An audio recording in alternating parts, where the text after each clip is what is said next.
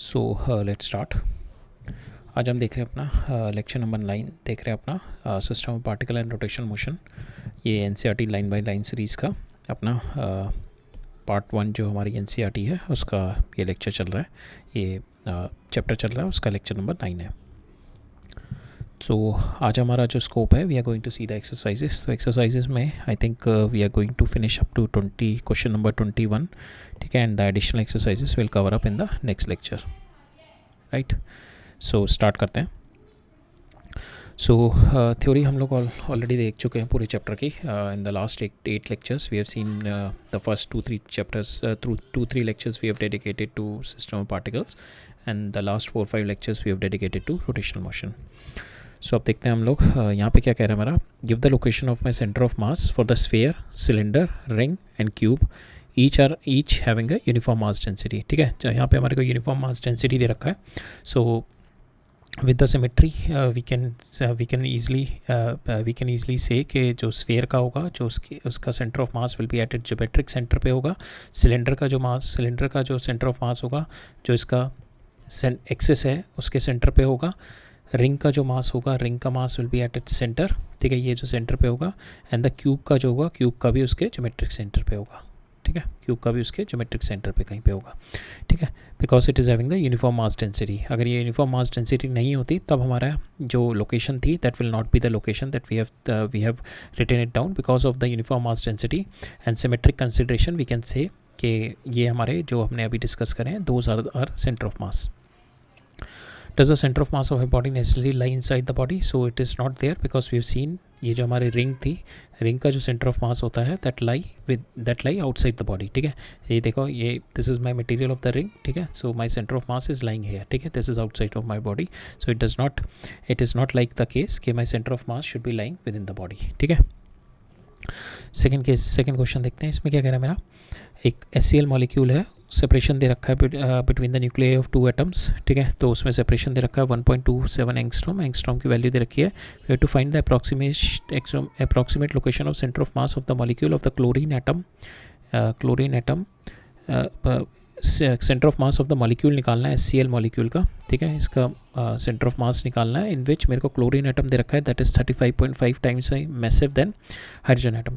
तो will consider like this. तो ये मेरा इधर हाइड्रोजन होगा, इधर क्लोरीन हो गया, ठीक है। तो if you consider this as a origin, तो वी नो कि इसका by the symmetry we can say it should be lying on somewhere on the x axis पे, इसका सेंटर ऑफ मास कहीं पे लाई करेगा, ठीक है। तो will have to find out its centre of mass, और हमें यही पता है the centre of mass lie closer to the heavier mass, but will apply our centre of mass formula. Centre of mass का एक्स एक्सिस हमें निकालना है, so that is equal to m1 x1 plus m2 x2 divided by m1 plus m2। तो यहाँ पे जो x1 और x2 हो गए वो m1 और m2 के सेंटर हो गए, ठीक है। तो m1 का क्या है, x1 क्या है मेरा, यहीं पे सेंटर है, तो this value will be 0।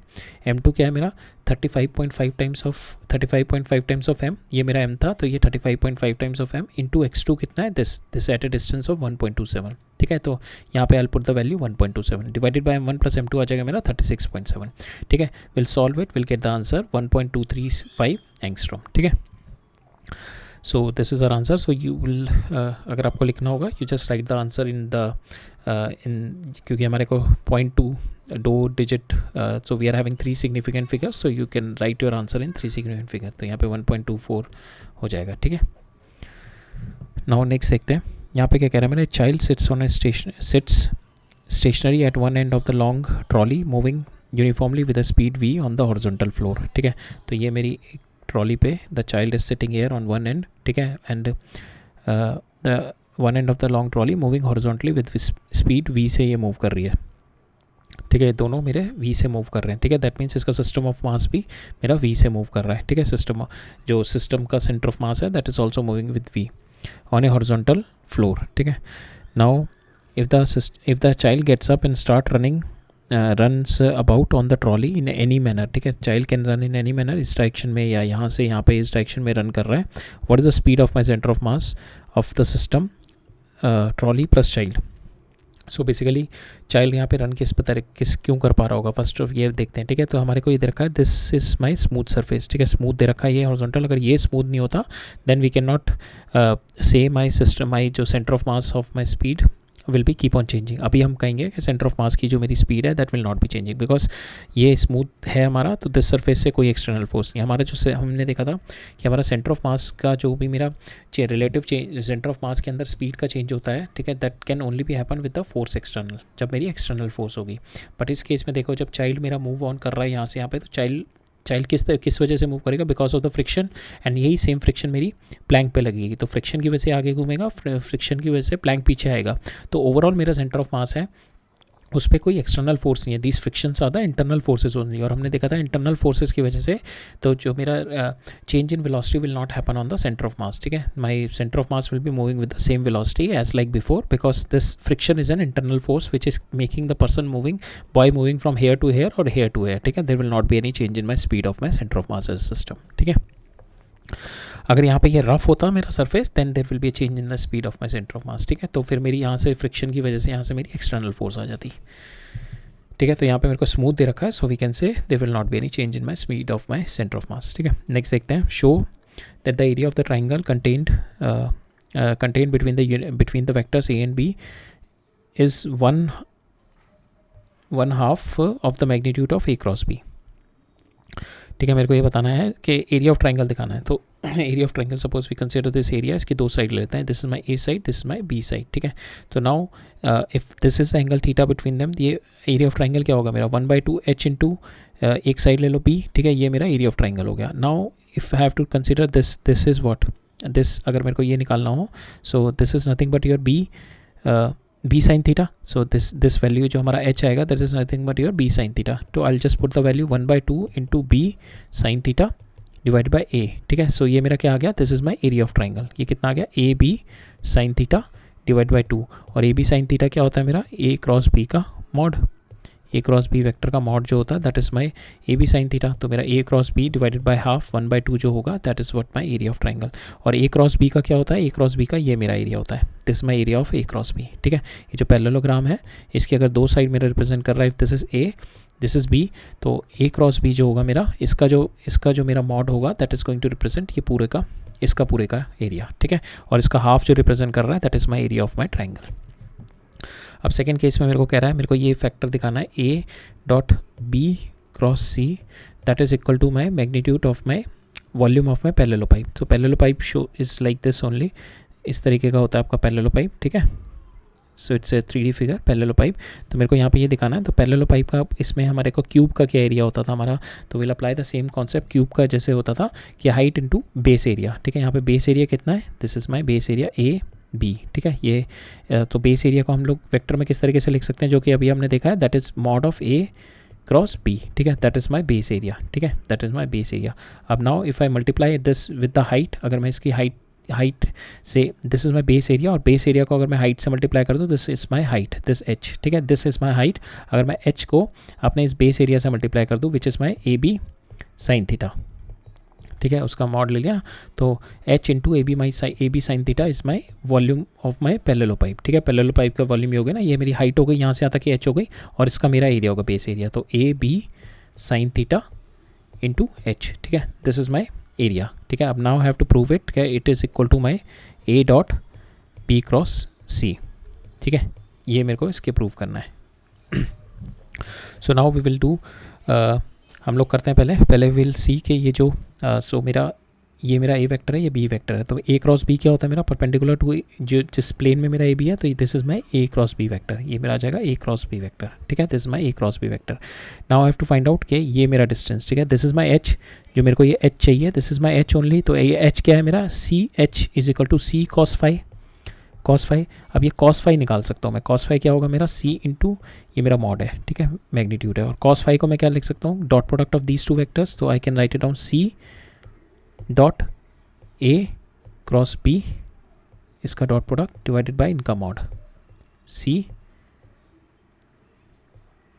Dot into A cross B, ठीक है। तो यहाँ से सी से ये सी कैंसिल हो जाएगा, now I having c A cross B divided by this, ठीक है। अब मैं ई वाले फैक्टर को इधर ले जाऊँगा, तो ये कितना हो जाएगा, H into mod of A cross B, और mod of A cross B कितना होता है मेरा, H into A B sine theta, ठीक है। और h into A B sine theta हमने देखा था, that is nothing but my area, area जो आया था हमारा, area of parallel, volume of my parallel pipe that is H into A B sine theta, that is my volume of parallel pipe and that is equal to, ये मेरी right hand side की term है, that is c dot A cross B.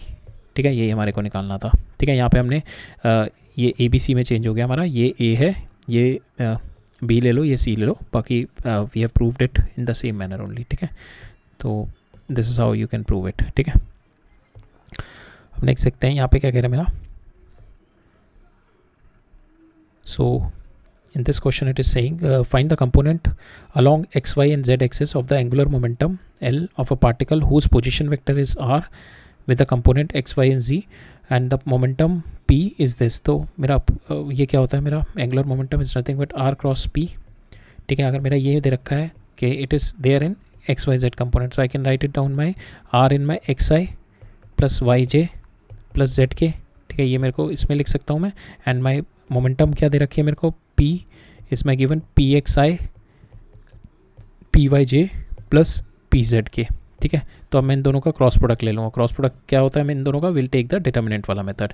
ठीक है, इन दोनों का cross product किया, आई जे के एक्स वाई जेड, ये आ गया एक्स वाई जेड, और के ये आ गया मेरा मोमेंटम का p x P y P z. अब मेरे को we have to find out the if the we have to find out the components. ठीक है, कंपोनेंट्स निकालने हैं एक्स वाई जेड में। तो मेरा कंपोनेंट्स आई ये हो गया एक्स वाई के, ये कितना हो गया मेरा Y P Z minus P Y Z. ठीक है, ये मेरा एक्स कंपोनेंट हो गया एंगुलर मोमेंटम का। वाई, अब वाई कंपोनेंट लेना है, वो हो गया minus J X P Z minus P X Z. ठीक है, प्लस के हो जाएगा मेरा X P Y minus P x Y. ठीक है, ये मेरे कंपोनेंट्स हो गए। This is what we have to find out.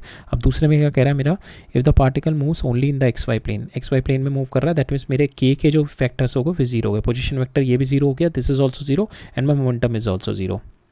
Angular momentum, so we have to show that angular momentum has only z component. तो अगर ये भी जीरो हो गया मेरा, ये भी जीरो हो गया, it because it is moving in only x y direction. ठीक है, एक्स वाई डायरेक्शन में मूव कर रहा है, तो इसकी मोमेंटम जो इसकी वेलोसिटी होगी वो भी एक्स वाई डायरेक्शन में होगी, तो इसकी मोमेंटम भी एक्स वाई डायरेक्शन में होगी, और इसका position vector will be in x y direction only. X और वाई से वी कैन रिप्रेजेंट, तो जेड के दोनों कंपोनेंट मेरे जीरो हो गए। अगर ये जीरो हो गए तो विल सी कि अगर मेरे को आई लेना होगा, आई को हाइड किया, ये इसके साथ जीरो के साथ मल्टीप्लाई, जीरो के साथ मल्टीप्लाई जीरो हो जाएगा, because this is my zero zero.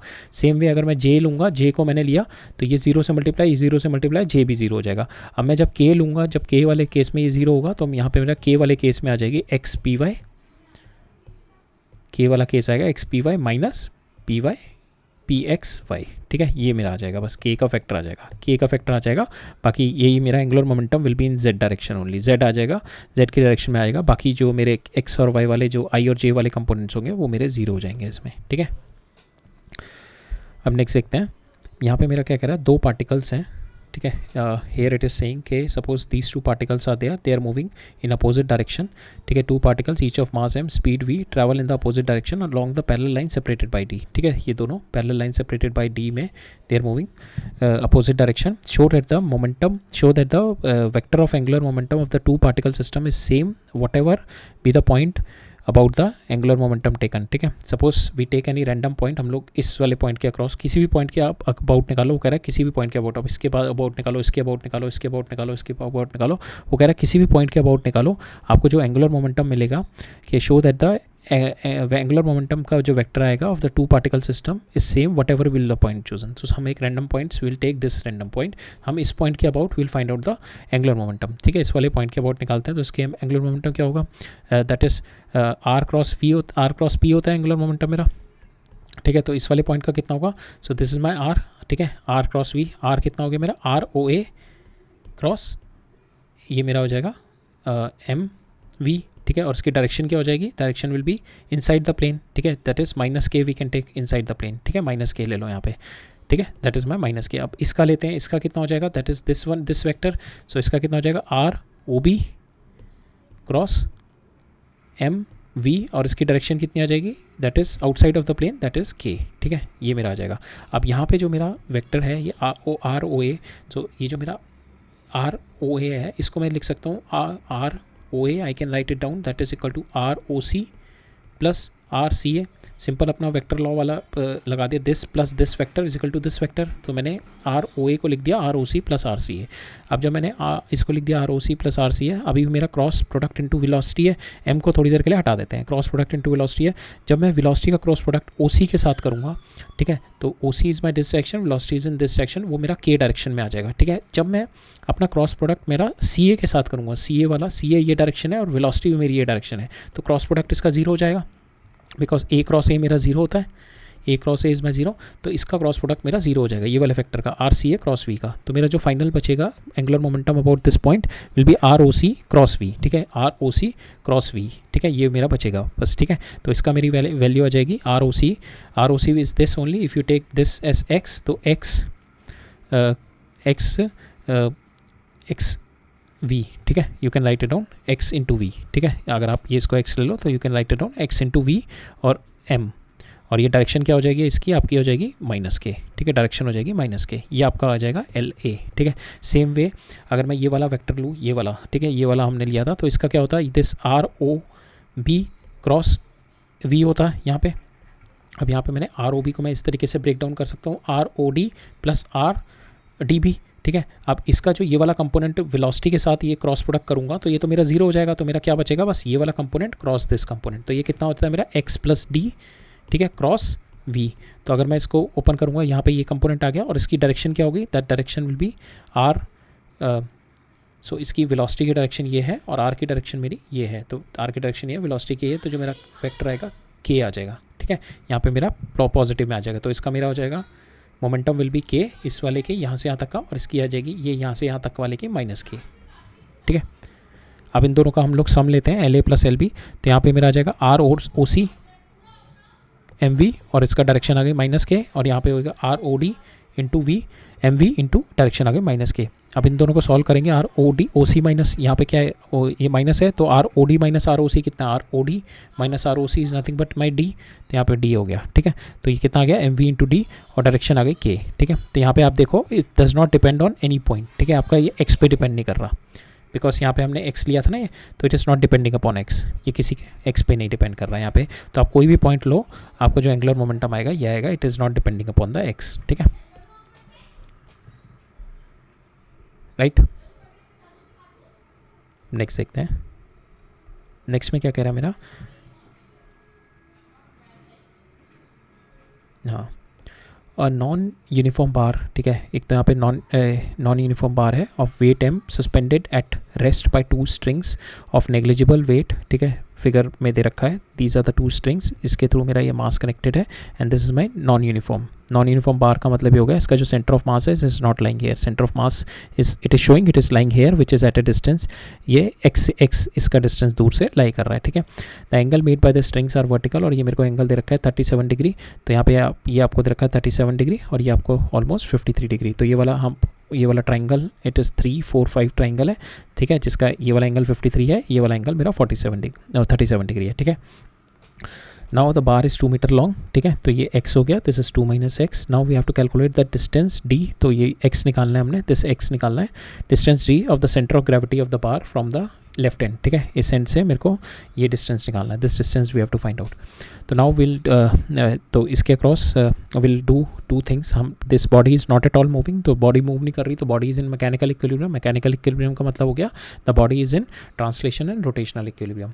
तो हम इन सारे फोर्सेस का will do the net force zero करेंगे पहले, ठीक है, ट्रांसलेशन इक्विलिब्रियम के लिए, और फिर हम नेट टॉर्क जीरो करेंगे फॉर द रोटेशनल इक्विलिब्रियम, ठीक है। तो पहले हम ट्रांसलेशन इक्विलिब्रियम करते हैं, translation equilibrium, this is my T1, this is in this direction it is my T2 and this my weight, ठीक है, मैंने T को ब्रेक डाउन कर दिया इन दिस टू डायरेक्शन, ठीक है, T1 को ब्रेक डाउन कर दिया, दिस इज 37, दिस इज 37, तो T1 को ब्रेक कर दिया, T1 cos 37, T1 sin 37, इधर T2 cos 57, इधर T2 sin 57 डिग्री आ गया मेरा, ठीक है। तो अब नाउ इसके वर्टिकल कंपोनेंट हैंडल कर दिया हमने, वर्टिकल कंपोनेंट आ गए T1 cos 37 plus T2 cos 57, तो वैसे इसकी ज़रूरत नहीं है, हम इन्हीं दोनों कंपोनेंट से काम चला लेंगे, तो ये हो जाएगा T1 sin 37 is equal to T1 sin this one T1 sin 37 is equal to T2 sin 53 degree, ये एक आ जाएगा। और दूसरा हम लोग लगाएंगे rotational equilibrium. Rotational equilibrium will do it on this point, ठीक है, इस पॉइंट की वजह से लगाएंगे। तो इस पॉइंट की वजह से ये वाली टॉर्क का जीरो हो जाएगा बिकॉज यहाँ पे R जीरो है, इस वाले फोर्स का भी जीरो हो जाएगा बिकॉज R इज जीरो, इस पॉइंट के अक्रॉस ही जा रहा है, ठीक है। तो यहाँ इस पॉइंट के अक्रॉस ही जा रहा है, तो सो इसके अक्रॉस जीरो हो जाएगा, इसके अक्रॉस जीरो हो जाएगा और इसके अक्रॉस जीरो हो जाएगा। हमारा जो मोमेंट टॉर्क आएगा किसके across, which is my clockwise direction, और एक इसके अक्रॉस आएगा which is my anti clockwise direction, ठीक है। इन दोनों के अबाउट आएगा। तो इसके अबाउट टॉर्क निकालेंगे, that is T1 cos 37 degree into X, T1 cos 37 degree into X minus T2 cos 53 degree into 2 minus X, that is equal to my zero, ठीक है। ये मेरा we are going to equate it.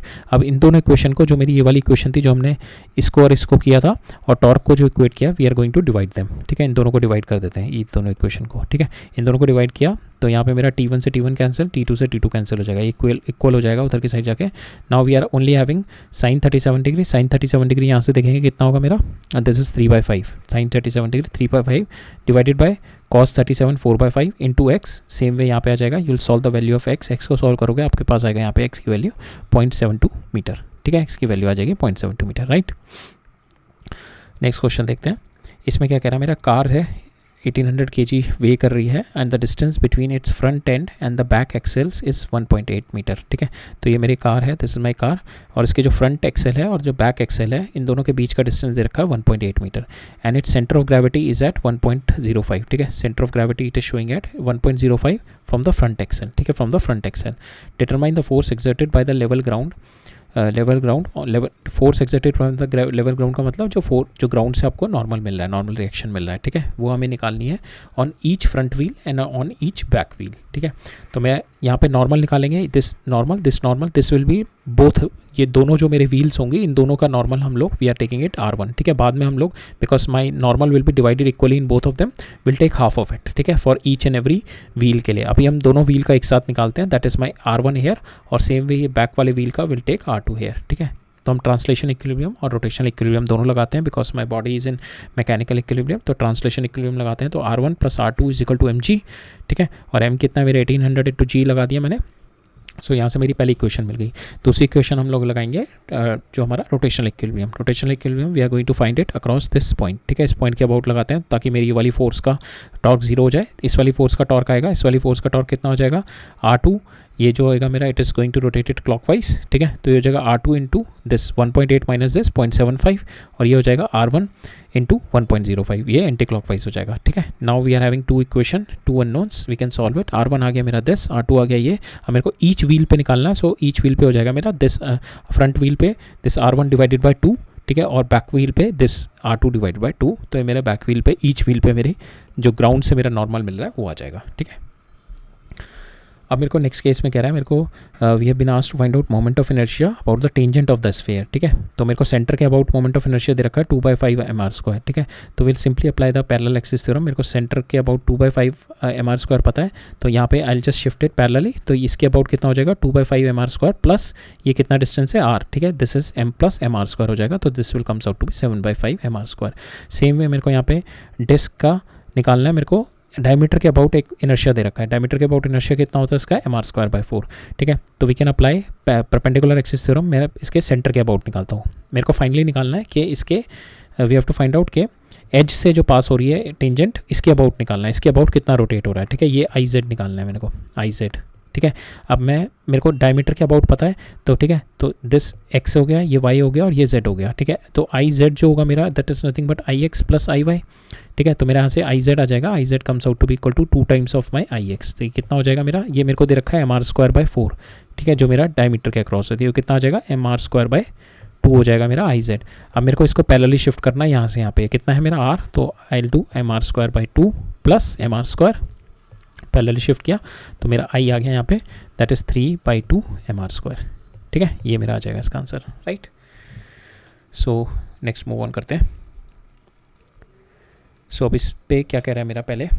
So first it is saying कि torque of equal magnitude is applied to a hollow cylinder, और torque मैंने apply करी to a hollow cylinder in the solid sphere, ठीक है। One is my hollow cylinder, applied the torque on to it, ठीक है, and second is my hollow cylinder, I have applied the torque on to it, ठीक है।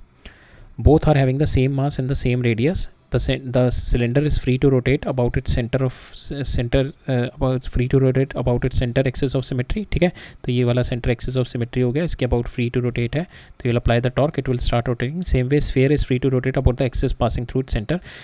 Which of the two acquire the greatest angular speed है. तो angular speed क्या होती है मेरी, angular speed is nothing but omega is equal to omega naught plus alpha T, ठीक है. तो यहाँ पे ओमेगा नॉट जीरो है, तो जिसका जितना ज़्यादा अल्फा होगा, जितना ज़्यादा एंगुलर एक्सेलेरेशन होगा, उतना उसका ज़्यादा एंगुलर स्पीड होगी. तो अल्फा के अब दोनों टॉर्क और अल्फा में क्या रिलेशन है, torque is nothing but your I moment of inertia into alpha, ठीक है. जितना छोटा जिसका तो हमारी इक्वल टॉर्क है, तो जितना छोटा मेरा मोमेंट ऑफ इनर्शिया होगा उतना ज़्यादा मेरा एंगुलर एक्सेलेरेशन होगा, जितना ज़्यादा एंगुलर एक्सेलेरेशन होगा उतना ज़्यादा मेरा ओमेगा होगा, ठीक है.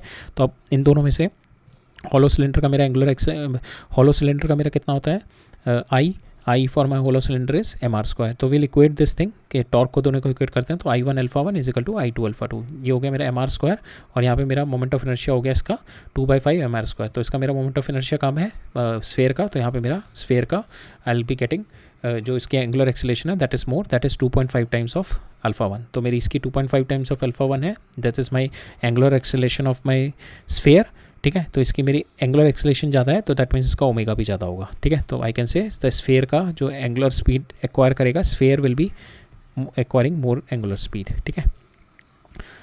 नेक्स्ट है a solid cylinder of mass 20 kg rotates about its axis at N angular speed this much, ठीक है. The radius of the cylinder is this much. What is the kinetic energy associated with the rotation of the cylinder and what is the magnitude of the angular momentum?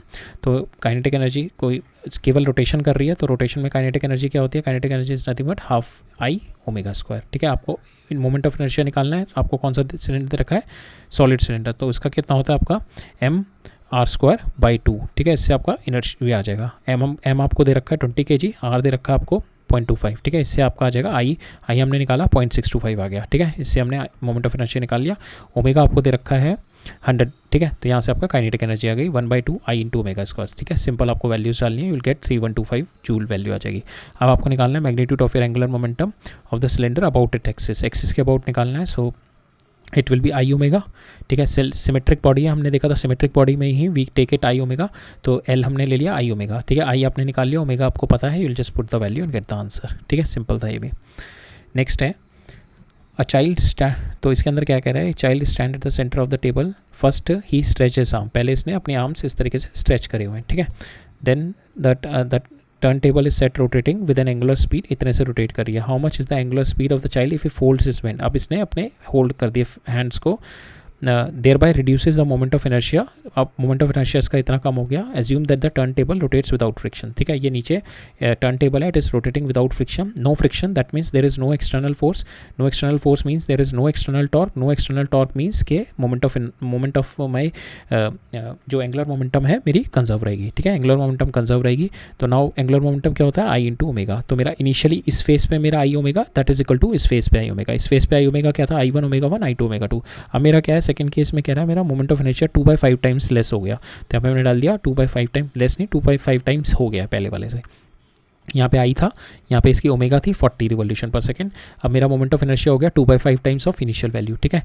Now into omega, omega मेरा दे रखा है, ये मेरे को omega निकालना है कि इस पोजीशन पे ओमेगा क्या होगा. सो आई गॉट यहाँ से आई कैंसिल हो जाएगा, यहाँ से आपका ओमेगा आ जाएगा 100 RPM, ठीक है. पहले आपका था, तो आपने देखा जैसे आपका मोमेंट ऑफ इनर्शिया कम किया, आपकी वेलोसिटी इंक्रीज हो गई, ठीक है. अब वो सेकंड केस में कह रहा है कि because my velocity omega is now going to increase. अब आप इसकी काइनेटिक एनर्जी निकालोगे, इसकी काइनेटिक एनर्जी इंक्रीज हो जाएगी. पहले आपकी काइनेटिक एनर्जी थी 1/2 इनिशियल जो मेरा moment of inertia into omega square, that is omega one square, that is comes out to be 800 I. Second case में जो मेरा मोमेंट ऑफ इनर्शिया आई2 हो गया इंटू ओमेगा 2 स्क्वायर. अब इस केस में मेरी हो गई काइनेटिक एनर्जी बढ़ गई 2000.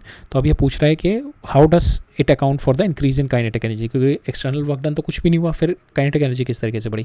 तो इस केस में काइनेटिक एनर्जी क्यों बढ़ी, बिकॉज जो मेरा चाइल्ड था पहले इसने यहाँ पे स्ट्रेच थे इसके लिए हैंड्स, तो with his internal energy means कि जो अपनी मस्कुलर एनर्जी थी उसने हैंड्स को अपने अंदर की साइड में फोल्ड किया. तो that internal energy only helps in increasing the kinetic energy, ठीक है. सो दैट इंटरनल एनर्जी जो चाइल्ड ने लगाई by bringing his hand inside, that is against your rotational motion, जो एनर्जी लगाई that energy got converted into my kinetic energy, ठीक है. That energy जो भी लगाई that energy worked as a work on the system, ठीक है.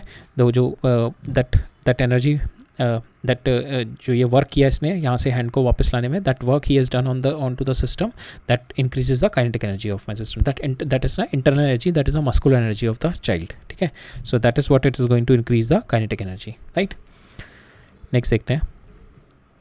यहाँ पे कह रहा है एक रोप है, दैट इज़ नेग्लिजिबल मास दे रखा है, ठीक है. It is wound on A hollow cylinder, ठीक है. दिस माई हॉलो सिलेंडर, इसके ऊपर मेरी रोप इज़ बीन वूंड, और इसको हॉलो सिलेंडर का मास दे रखा है 3 kg, रेडियस दे रखा है इसका 0.4 सेंटीमीटर, 0.4 मीटर, ठीक है. इसको मीटर में चेंज कर लेना.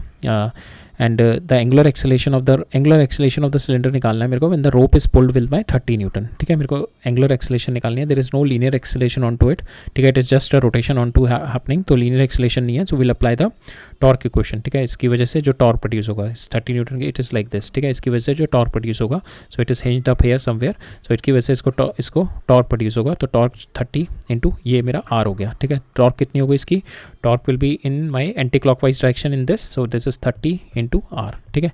आर कितना है मेरा, दैट इज़ माई रेडियस 0.4, ठीक है. तो इससे मेरी टॉर्क आ गई 12, ठीक है. अब मेरे को यहाँ पे निकालना क्या है, लीनियर एक्सेलेरेशन, ठीक है. लीनियर एक्सेलेरेशन निकालनी है मेरे को रोप की.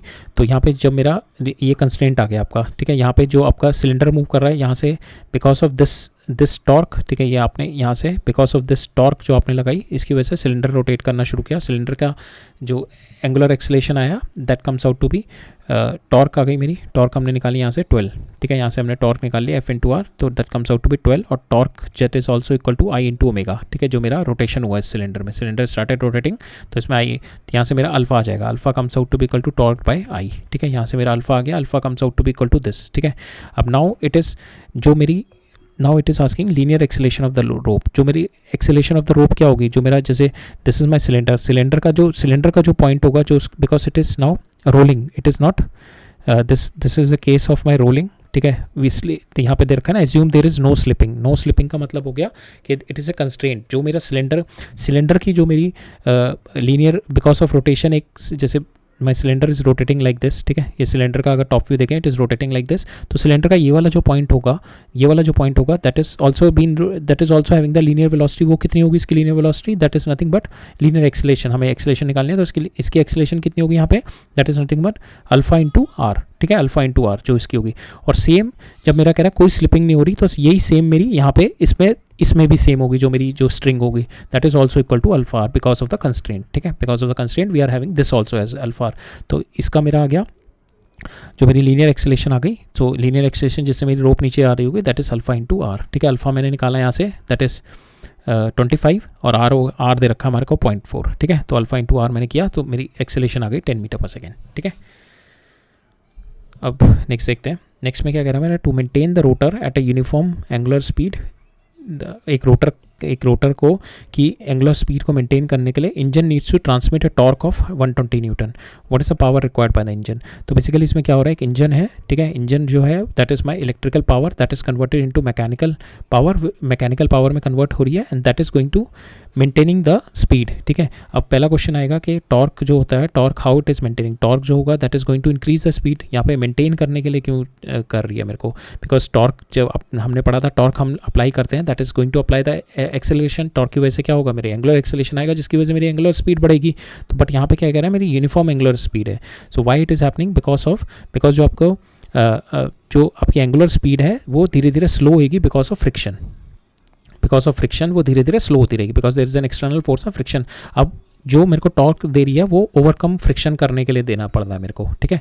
जो मेरे को यहाँ पर टॉर्क ट्रांसफर करनी पड़ती है to overcome the friction so that it will maintain the angular speed, ठीक है. सो अगर ये फ्रिक्शन नहीं होती तो I don't have to give the torque. अगर ये फ्रिक्शन है, to overcome this friction, that's why I have to give the torque to my system so that it can rotate at a 200 radian per second, ठीक है. So that's why I have to give this torque. Second thing is कि यहाँ पे कह रहा है मेरे को कि 100% एफिशिएंट का मतलब जो आपकी इलेक्ट्रिकल एनर्जी है पावर की, सो that is got converted into mechanical energy 100%, ठीक है. देयर इज नो लॉस, ठीक है. जितनी इलेक्ट्रिकल एनर्जी जा रही है उतनी मेरी मैकेनिकल एनर्जी कन्वर्ट हो रही है. तो मैकेनिकल एनर्जी कितनी है यहाँ पे, so we asked to find out the power of the engine. Power of the engine का मतलब हो गई मेरी इलेक्ट्रिकल पावर हो गई, that is equal to my mechanical power. और मैकेनिकल पावर हम लोग निकल सकते हैं, that is my tau into omega, जो कि हम लोगों ने देखा था. टाउ कितना है हमारा 180, into 200. So that is my mechanical power, that is equal to my electrical power, because 100% efficient is given. अगर 100% नहीं दिया होता then the answer will be different. तो यहाँ पे 100% दे रखा है, तो all the mechanical power जो मेरी यहाँ पे है to maintain, मेरे को सेम स्पीड पे मेंटेन करने के लिए इतनी मैकेनिकल पावर देनी पड़ रही है, and that is equal to my electrical power. ठीक है,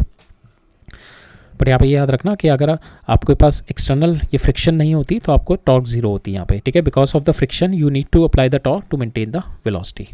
ठीक है, अब नेक्स्ट देखते हैं. सो मेरे को यहाँ पे दे रखा है यूनिफॉर्म डिस्क दे रखी है. ठीक है, यहाँ से ये इतनी डिस्क मैंने निकाल दी, तो मेरे पास अब ये वाली डिस्क बची है बस. ठीक है, इस वाली डिस्क का मेरे को सेंटर ऑफ मास निकालना है. तो ये हमने लेमिनार वाले क्वेश्चंस देखे हुए हैं in our concept video. If you wanted to see, I have already explained it there. तो जब भी मेरी यूनिफॉर्म थिकनेस होती है, यूनिफॉर्म डिस्क होती है और मेरी थिकनेस ऑलमोस्ट नेग्लिजिबल होती है, जो कि हमारे होते हैं जैसे प्लेट वाइड सिस्टम और डिस्क वाले सिस्टम हो गए, लेमिनार जो भी बॉडीज़ होती है ना, तो हम लोग we can replace mass with my area. ठीक है, बिकॉज मास क्या होता है आपका डेंसिटी इनटू वॉल्यूम. ठीक है, और ये क्या होता है आपका, this is nothing but your rho आपका कांस्टेंट रहता है. इसको आप लिख सकते हो एरिया इनटू एल. ठीक है, इसको आप एरिया इनटू लेंथ लिख सकते हो. And so mass is your density into volume, इसको आपने एरिया इनटू लेंथ. तो ये आप दिस इज़ योर, सो इसको आप एरिया को you can change mass to area. ठीक है, because this is also constant, this thickness is your constant, area into thickness लिखते हैं ना, एरिया इंटू थिकनेस. सो इस तरीके से होता है mass is equal to density into volume. Density आपको कांस्टेंट दे रखी है, तो यहाँ पे आपको दे रखी है यूनिफॉर्म डिस्क है तो density is constant. So density into volume को आप लिखते हो एरिया इंटू थिकनेस, और थिकनेस भी आपकी यूनिफॉर्म है, that is also not changing. तो mass is directly proportional to my area. जितना मेरा mass is directly proportional to my area, जितना बड़ा एरिया होगा उतना बड़ा मेरा मास होगा. तो I can replace it by my mass. तो मेरा सेंटर ऑफ मास अगर मेरे को इसका लिखना है तो I can write it by with this area. ठीक है, अगर मेरे को इसका सेंटर ऑफ मास चाहिए तो इसका centre of mass will B this. ठीक है, सेम वे इसका centre of mass I can write it with the area itself. ठीक है, सो अब इसमें हमने देखा था जब भी हमारी बॉडी रिमूव हो जाती है तो इसका सेंटर ऑफ मास, अगर मेरे को इस पूरी बॉडी का सेंटर ऑफ मास चाहिए, so that is nothing but equal to ये माइनस दिस ये. ठीक है, ये प्लस इसका होगा मेरा सेंटर ऑफ मास, ये जो मेरा छोटा वाला ब्लॉक है. ठीक है, अब मैं इस वाले को इधर ले जाऊंगा तो ये क्या हो जाएगा, इसका पूरे का centre of mass minus this, it is going to give this. So that is what we are going to do. So finally मेरा जो सेंटर ऑफ मास आएगा that is nothing but we can directly apply this a1x1 minus a2x2 divided by a1 minus a2. ठीक है, इस तरीके से we can directly apply in the laminar bodies जहाँ पे हमारे को एरिया दे रखा है. तो इसका हो गया एरिया, ये बड़े वाले का हो गया. ठीक है, इसका सेंटर ऑफ मास x1. ठीक है, तो हम लोगों ने ये ओरिजिन ले लिया, दिस इज़ माई ओरिजिन. ठीक है, इसका x1 कहाँ पे है, पूरे का एरिया कितना हो गया मेरा पाई आर स्क्वायर, और इसका x1 कहाँ पे है, इट इज़ माई आर. ठीक है, यहाँ पे आर डाल दो, यहाँ पे पाई आर स्क्वायर. a2 कितना है, a2 इसका एरिया हो गया. ठीक है, इसका एरिया कितना हो गया पाई आर स्क्वायर बाय 4, और इसका जो मेरा ये इसका जो आएगा मेरा, this is my centre of mass, that is nothing but x2 आ जाएगा मेरा r/2. तो हमने वही किया हुआ है. ठीक है, we have done it, pi r square into r minus pi r square by 4 into r/2, और नीचे क्या हो जाएगा a1 माइनस a2, ये आ गया. ठीक है, तो इससे आपका सेंटर ऑफ मास आ जाएगा, you will get the centre of mass as 7r/6. तो यहाँ से आपका सेंटर ऑफ मास आ जाएगा इधर की साइड में, दिस इज योर 7r/6. ठीक है, और आपका इनिशियल सेंटर ऑफ मास से कितना दूर है, that is 7r/6 minus r, that is r/6. ठीक है, जो आपका इनिशियल सेंटर ऑफ मास तो यहाँ पे था, यहाँ से कितना शिफ्ट हुआ है, दैट इज r/6. ठीक है, और बाकी यहाँ से इस वाले पॉइंट से कितना है ये, दिस इज 7r/6. ठीक है, तो इस तरीके से यू कैन डू. नेक्स्ट देखते हैं. नेक्स्ट है मेरा मीटर स्टिक दे रखी है. Metre stick means 100 metre, metre stick means 100 centimetre. So metre stick दे रखी है, that is balanced on a knife edge centre पे. ठीक है, अगर ये है तो ये सेंटर पे बैलेंस हो रही है. बट यहाँ पे क्या कह रहा है, मेरे को 2 कॉइन्स रख दिए, each of mass 5 kg, that is put 1 on each other at 12 centimetre mark. ठीक है, तो ये मेरी इनिशियल थी जब मेरा बैलेंस यहाँ पे हो रहा था. अब मैंने क्या किया, यहाँ पे 2 कॉइन्स रख दिए मैंने 5-5 के. ठीक है, ये मेरे 10 के हो गए, यहाँ पे मैंने 2 कॉइन रख दिया, और दैट इज़ 12 सेंटीमीटर यहाँ से. ठीक है, दिस इज माई 12 सेंटीमीटर. अब क्या कह रहा है, the stick is now stick is balancing eight this point which is at अ 45. ठीक है, अब ये 45 सेंटीमीटर पे बैलेंस हो रही है. पहले क्या कर रही थी, यहाँ पे बैलेंस हो रही थी, अब ये यहाँ पे 45 पे बैलेंस हो रही है. ठीक है, सो पहले क्या था, जब ये यहाँ पे बैलेंस हो रही थी तो इसका मास और इसका मास बैलेंस हो रहा था हाफ पे. अब क्या हो गया, यहाँ पे आ गया, तो यहाँ पे इसका सेंटर ऑफ मास था, तो this mass and this mass will be balanced at this point. ठीक है, तो अब हमारे को we'll have to apply this one. ठीक है, वी हैव टू अप्लाई ये वाले पोर्शन पे, वील हैव टू अप्लाई. अब इस पे बैलेंस है, that means there is no torque on to it, will apply the this rotational equilibrium apply करेंगे इस पे. ठीक है, तो इस पे देखते हैं. सो दिस इज एट अ 12, और ये पहले मेरा 50 था, तो ये कितना हो गया, सो ये मेरा 45 है एंड दिस इज़ माई 12. ठीक ठीक है। तो ये वाला डिस्टेंस कितना हो जाएगा 45 माइनस 12 दैट इज़ 33, ठीक है। ये वाला इस वाले पॉइंट से ये 33 दूर है और द mg कितना दूर है दैट इज़ माई 5, ठीक है। mg कितना दूर है इससे 5।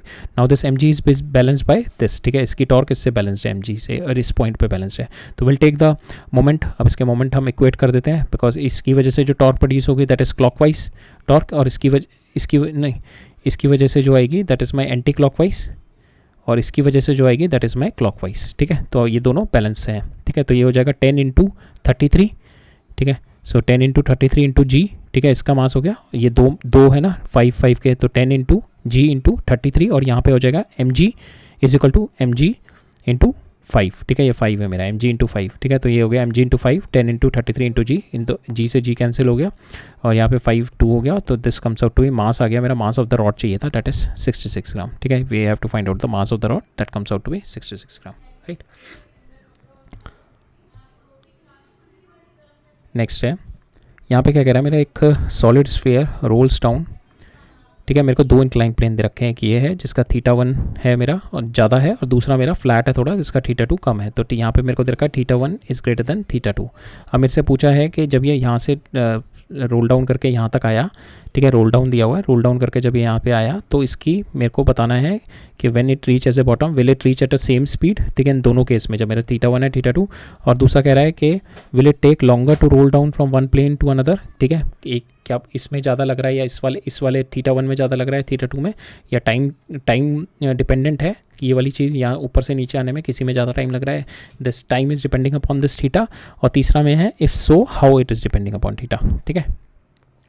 सो इसमें निकालते हैं पहले, जब ये मेरा यहाँ से यहाँ पे मूव करके आया, ठीक है। तो जब यहाँ से यहाँ पे मूव करके आया, पहले इसका देखते हैं will apply the work energy theorem ताकि हमारे को यहाँ से और यहाँ पे वेलोसिटी का एक रिलेशन मिल जाए, ठीक है। फिर हम देखेंगे बिकॉज हेयर से यहाँ से यहाँ तक में वेलोसिटी है मेरी, velocity it is coming in, so my so if we write down velocity is nothing but u + at होता है मेरा, ठीक है। तो यहाँ पे अगर मेरी वेलोसिटी, अगर इनिशियल वेलोसिटी इज़ माई 0, तो यहाँ पे वी हैव टू सी कि टाइम पीरियड में मेरा v/a का फैक्टर आ रहा है, ठीक है, जो टाइम है मेरा।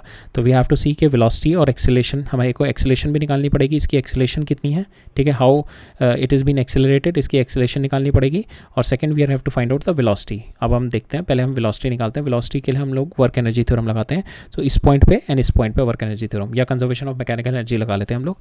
Conservation of mechanical energy because there is no non conservative forces नहीं है, तो कंजर्वेशन ऑफ मैकेनिकल एनर्जी 1 पे और 2 पे। 1 पे देखते हैं, 1 पे क्या है, इस पे mgh हाइट पे है, तो इस पे पोटेंशियल एनर्जी है बट काइनेटिक एनर्जी 0 है, ठीक है। तो यहाँ पे मेरी mgh हो गई।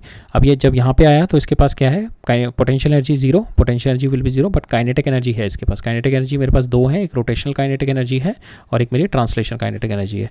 तो इसकी ट्रांसलेशन काइनेटिक एनर्जी आ जाएगी मेरी ½ mv², रोटेशनल आ जाएगी ½ I⍵²। अब जो ओमेगा है बिकॉज इट इज़ रोलिंग, ठीक है, हमारे को दे रखा है रोल डाउन, तो रोलिंग में क्या होता है v = ω/r, ठीक है। यहाँ से मेरा ओमेगा आ जाएगा v²/r², ठीक है। तो हम लोग यही डाल देंगे I⍵² की जगह v²/r² और यहाँ पे है। अब v को अगर जब मैं क्लब करूँगा दोनों v को और मैं इसको इधर ले जाऊँगा तो मैंने देखा यहाँ पे v जो है मेरा किसी भी तरीके से थीटा पे डिपेंड नहीं कर रहा, ठीक है। पूरे केस में मेरा थीटा पे डिपेंड नहीं कर रहा। तो हम लोग यहाँ पे देख सकते हैं will it reach the bottom with the same speed, yes it will reach both case में थीटा पे डिपेंड नहीं कर रहा। तो इन बोथ द केसेस मेरा जो हाई इंक्लाइन प्लेन है और लो इंक्लाइन प्लेन में मेरा दोनों केस में सेम वेलोसिटी से नीचे जाएगा। तो मेरा जो हमने ये वाली क्वेश्चन निकाली थी टाइम वाली, वहाँ पे क्या था, वेलोसिटी बाय एक्सेलरेशन। तो यहाँ पे वेलोसिटी मेरा दोनों में कॉमन है, तो now time is depending upon your acceleration, ठीक है। जिसकी जितनी ज़्यादा एक्सेलरेशन होगी उसको उतना कम टाइम लगेगा, ठीक है। दैट मीन्स इधर एक्सेलरेट करेगा ये, तो जिसकी जितनी ज़्यादा एक्सेलरेशन होगी उसको उतना कम टाइम पीरियड लगेगा। तो अब हम निकालते हैं एक्सेलरेशन। तो एक्सेलरेशन निकालने के लिए हम लोग क्या करते हैं, will apply the forces on to it, ठीक है। इसके ऊपर फोर्सेस लगाते हैं, दिस माई mg, ठीक है। और नाउ अगर इसके ऊपर mg और एक इस पे इधर लगेगी that is mg sin theta, ठीक है।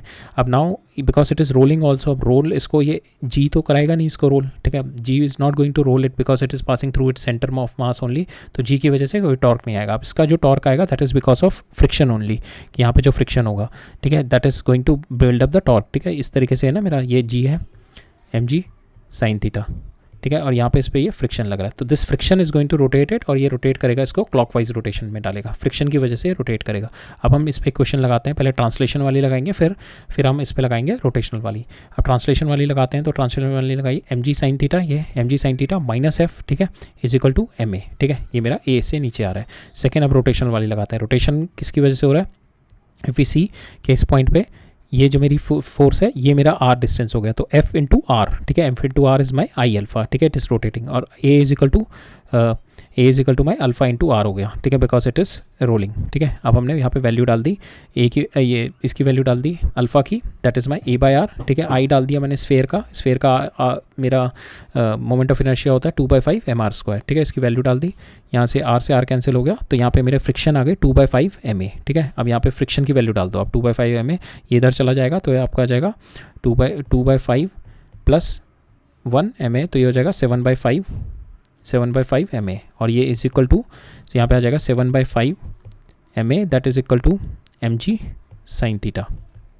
यहाँ से m से m कैंसिल हो गया, एक्सेलेरेशन आ गया आपका g साइन थीटा 5/7, ठीक है, ये आपकी एक्सेलेरेशन है। अब यहाँ पे एक्सेलेरेशन है that is depending upon your theta पे डिपेंड कर रही है अब आपकी एक्सेलेरेशन, तो यहाँ पे एक्सेलेरेशन आ गई आपकी 5/7 g sine theta, now it is depending upon theta, तो यहाँ पे जिसका जितना ज़्यादा थीटा होगा उतना उसकी ज़्यादा एक्सेलेरेशन होगा और उतना ही कम उसको टाइम पीरियड लगेगा, ठीक है। Now we have got it, so हमारे को वेलोसिटी दोनों की सेम वेलोसिटी से पहुँचेंगे, ये दोनों इस पॉइंट पे 1 से 2 में सेम वेलोसिटी से।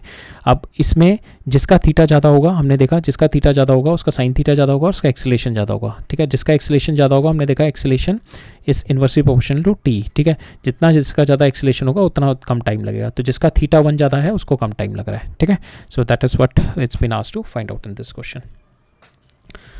नेक्स्ट देखते हैं, यहाँ पे क्या कह रहा है मेरे को, एक हुप है दैट इज ऑफ रेडियस इतना, weighs this much, it rolls down on the horizontal, it is rolling down on the horizontal floor, ठीक है, it is rolling down on the horizontal floor, it is having the kinetic energy, दोनों है इसके पास, roll down है, that means it is having the rotational kinetic energy and the translation kinetic energy also। जो इसकी speed है that is 20 cm/s, और it is rolling down, तो इसका जो ओमेगा आ जाएगा that is v/r आ जाएगा इसका ओमेगा, ठीक है। एंड तो यहाँ पे how much work done to stop it, ठीक है, तो that means we can apply the work energy theorem, ठीक है। तो आप क्या कर सकते हो, इनिशियली इसके पास इनिशियल काइनेटिक एनर्जी है प्लस आपने वर्क डन एक्सटर्नल किया and that is going to equal to K final कितना हो गया 0, तो वर्क एक्सटर्नल आ गया आपका माइनस के इनिशियल कितना है आपका 1/2 mv² प्लस 1/2 IV²/r², ठीक है, हमने ओमेगा स्क्वायर को लिख दिया v²/r², ठीक है। तो आप यहाँ पे आई का वैल्यू पता है आपको क्योंकि रिंग है, रिंग में you know it is mr²/2, v²/r² हो गया, सेम वे इधर हो गया। आप इसको सॉल्व करोगे, इसको mr²/2 रखोगे, ठीक है, और ये v²/r² से r² से r² कैंसिल हो जाएगा, तो ये आ जाएगा आपका हाफ mv², और इधर भी हाफ mv², तो आपका हो जाएगा mv² आ जाएगा यहाँ पे, ठीक है। Work external comes out to be minus mv², तो आपको m पता है, ठीक है, v पता है, just put the value here, we have done it, यहाँ पे हमने किया हुआ है, तो यहाँ पे अपने वर्क डन आ गई माइनस इनिशियल काइनेटिक एनर्जी, ठीक है, आपने वैल्यू डाली, इसको ओमेगा को आपने लिख दिया v/r², ठीक है, यहाँ से r² से r² cancel, moment of inertia आपने रिंग का डाल दिया mr²/2, ठीक है, r² से r² कैंसिल, ये आ गया आपका mv², मास डाला आपने 100, वेलोसिटी डाली आपने, you just change it into metre per second 0.2, ठीक है, इसको स्क्वायर किया, आपका आ गया -4 जूल, ठीक है। So for this answer this -4 joule work is required. Next है, यहाँ पे मेरे को दे रखा है oxygen molecule has a mass this and the moment of inertia दे रखा है इसका, ठीक है, एंड ऑक्सीजन मॉलिक्यूल का mass and moment of inertia दे रखा है, and about an moment of inertia दे रखा है about an axis through its centre perpendicular to the line joining 2 atoms, ठीक है। Suppose the mean speed of such a molecule of a gas is this much and the kinetic energy of the rotation is 2/3 of the kinetic energy of the translation, we have to find out the angular velocity of the molecule।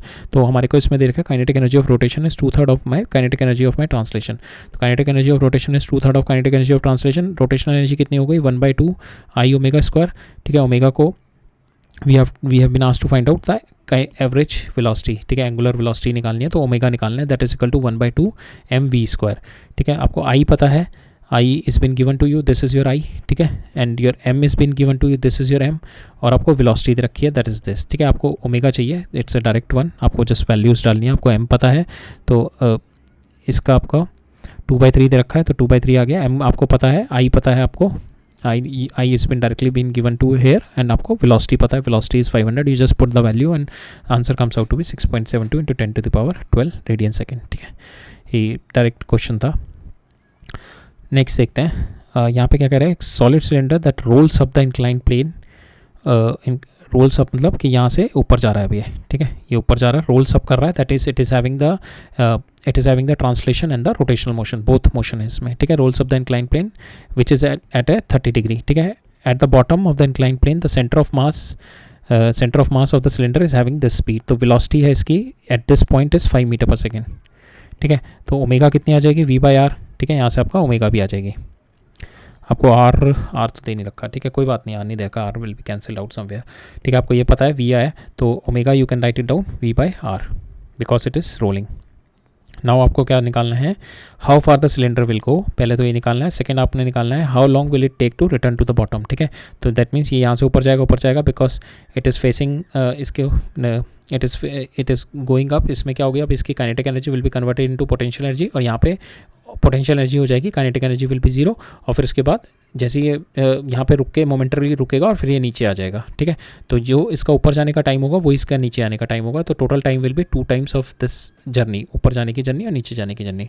तो ये वाला time period हम निकालते हैं, पहले हम ये निकालते हैं, ये यहाँ से यहाँ तक कितनी दूर जाएगा, तो ये यहाँ से कहते हैं कितनी दूर जाएगा, जो इसमें इनिशियल काइनेटिक एनर्जी है तो will apply the conservation of mechanical energy, तो इस पॉइंट पे और इस पॉइंट पे जो ये मैक्सिमम गया, इस पॉइंट पे इसके पास कितनी काइनेटिक एनर्जी है, potential energy, we are taking this as a reference, तो potential energy initial is 0, kinetic energy कितनी आ गई, half mv² plus half I omega square, ठीक है। ओमेगा को मैंने लिख दिया v²/r, और यहाँ पे मेरा सॉलिड सिलेंडर है दैट इज mr²/2 इसका मोमेंट ऑफ इनर्शिया हो गया, तो यहाँ से r² से r² कैंसिल हो गया because we put omega square like this, तो ये मेरा आ गया इनिशियल काइनेटिक एनर्जी, ठीक है। ये आ गई मेरी this will comes out to be 3/2 mv², ठीक है, ये मेरी 3/2 mv² आ जाएगी, ये मेरी initial kinetic energy. Potential energy मेरी इनिशियल 0 है, फाइनल मेरी काइनेटिक एनर्जी जहाँ पे जाके रुक रहा है ये, ठीक है, वहाँ पे 0 हो गई, और यहाँ पे मेरी potential energy comes out to be mg into h क्या हो जाएगा मेरा, this is s sine 30 degree, ठीक है, s sine 30 degree is my h we put it, ठीक है। अब मेरे को ये s निकालना है कि कितना दूर गया, ठीक है।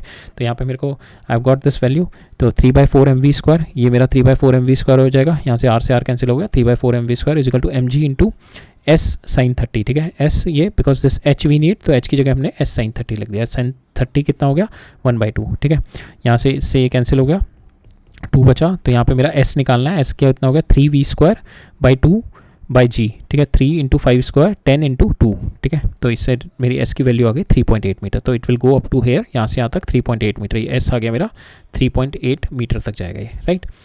अब मेरे को निकालना है how long will it take the cylinder to go up and come down, ठीक है। अब हम ऊपर वाले टाइम निकालते हैं, ठीक है, ये वाला टाइम निकालते हैं। सो टाइम तो मेरा वी कैन अप्लाई रोटेशनल या ट्रांसलेशन, हम केवल ट्रांसलेशन लगाते हैं to get the value of time ऊपर जाने में, तो will do it here. So initial so यहाँ पे जब ये यहाँ से यहाँ पे गया, तो initially it is having some centre of mass के पास, अब ट्रांसलेशन मोशन लगा रहे हैं हम इसमें, तो यहाँ पे इसका पास इनिशियल वेलोसिटी थी, ठीक है, और फाइनल यहाँ पे जो सेंटर ऑफ मास की वेलोसिटी विल बी 0, ठीक है। तो विल अप्लाई दिस थिंग, तो v² is equal to u² minus 2s because acceleration of centre of mass will be downward, तो ये मेरी हो गई v² is equal to u², हम यहाँ पे सेंटर ऑफ मास की ही लगा रहे हैं अभी, ठीक है, ट्रांसलेशन मोशन कंसिडर कर रहे हैं बस अभी। तो यहाँ पे फाइनल सेंटर ऑफ मास यहाँ पे जाके रुक गया, ठीक है, तो दिस इज 0 इनिशियल दिस, और यहाँ से मेरा acceleration of centre of mass आ जाएगी ACM comes out to be equal to UCM² divide by 2s, ठीक है, ये मेरी ये रिलेशन आ गई। सेम मैं अब acceleration of centre of mass निकालूंगा from my other equation that is my v is equal to u plus AT, ठीक है। यहाँ से मेरा u हो गया VCM that is going to be 0 UCM because UCM मेरे को पता है that is been given that is 5 metre per second, ठीक है, UCM minus ACM into T, ठीक है। यहाँ से दिस इज 0, तो यहाँ से मेरा जो आ गया ACM आ गया that is nothing but UCM by T, ठीक है, ये मेरा सेकेंड आ गया। अब मैंने दोनों ACM को इक्वेट कर दूंगा, तो यहाँ से आ जाएगा UCM centre of mass square divided by 2s that is equal to UCM divided by T, ठीक है, इससे कैंसिल हो गया, टी निकालना है मेरे को, टी आ गया मेरा UCM डिवाइडेड बाय 2s, ठीक है, टी मेरा आ गया UCM बाय 2s। अब यहाँ से UCM आपको पता है 5 डिवाइड बाय 2 इंटू एस आपने निकाला 3.8, just put the value you will get the answer, ठीक है। आपने यहाँ पे टाइम पीरियड आ गया 2s बाई UCM 2 इंटू 3.8/5, आपने टाइम पीरियड निकाल लिया 1.5, ऊपर और नीचे जाने में पूछा है पूरा रिटर्न जर्नी में 1.5 इंटू 2 आपका हो जाएगा 3 सेकेंड, ठीक है। सो इतना ही था, अब दैट्स ऑल फॉर टुडे। अब हम additional exercises will cover up in the next lecture, ठीक है, नेक्स्ट लेक्चर में will do all those questions, right, ठीक है। फिर ऑल राइट, थैंक यू।